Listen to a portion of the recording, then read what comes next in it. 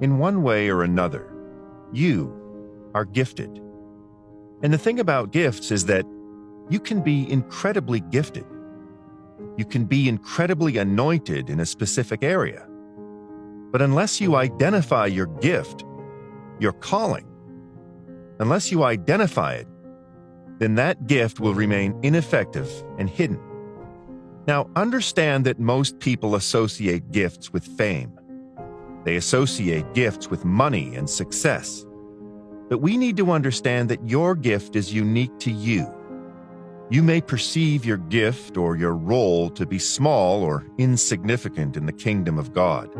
But believe me, every gift has a purpose. We all have a purpose. Never wish, or rather never envy another person's gift. You have no idea the load they carry. You have no idea what it takes to carry that gift.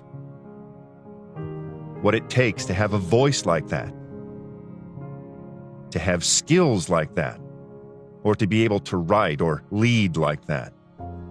I say that because inasmuch as we all have unique gifts, each unique gift comes with its own set of unique battles. There are evil forces that come against you specifically to try and delay the cultivation of your gift. They come against you to stop the realization of your gift, or to simply distract you. So the first sign that you are gifted is opposition. When you are under spiritual attack, that's almost always a sign. A strong sign that you're doing something right. It means you're on the right side. Darkness is in opposition to light. Evil is in opposition to good. Fear is in opposition to faith. And likewise, when you're a child of God, when you're living and breathing for God, you're in opposition to the devil. So expect opposition. Now, because you're living for Christ, you will inevitably grow in Him. And the more you mature, the more you develop in your relationship with Him, the more the devil will realize that you are edging closer and closer to your calling. And so this is one of the primary reasons you'll begin to experience spiritual warfare. And people will often begin to react emotionally. But God, why is this happening? I'm strong in my prayer life. I'm not entertaining any kind of habitual sin. Why is this happening? And a lot of Christians will really get in a bother, scratching their heads as to why they're under so many attacks. But perhaps if you were to take a step back and discern that the devil is trying to throw hell and the kitchen sink your way, all because he is in fact weary and afraid about what you would achieve for God if you realized that you were gifted. If you realized that your knowledge in business can in fact be used to grow the church. If you realize that your gift as a pianist could lead so many people to worship in a mighty way.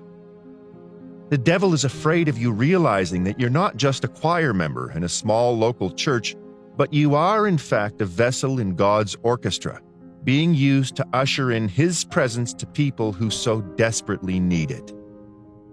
He's afraid of how much more you would be willing to do the things of God. So he's going to fight you. He's going to try and scare you. He's going to try and distract you so that you never come to realize that the very thing that you love to do but see as insignificant is the very thing that will cause damage in His kingdom. So I pray that God will open your eyes so that you can see the gifts inside you. And make no mistake, your gift will make room for you. So I pray that God not only reveals the treasure, talents, and gifts inside of you, but I pray that you would use your gifts to God's glory. I pray that you would not forget to thank the one who gave them to you.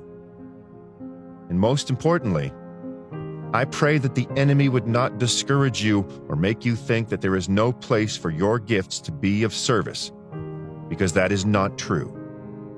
God has definitely created you with a purpose.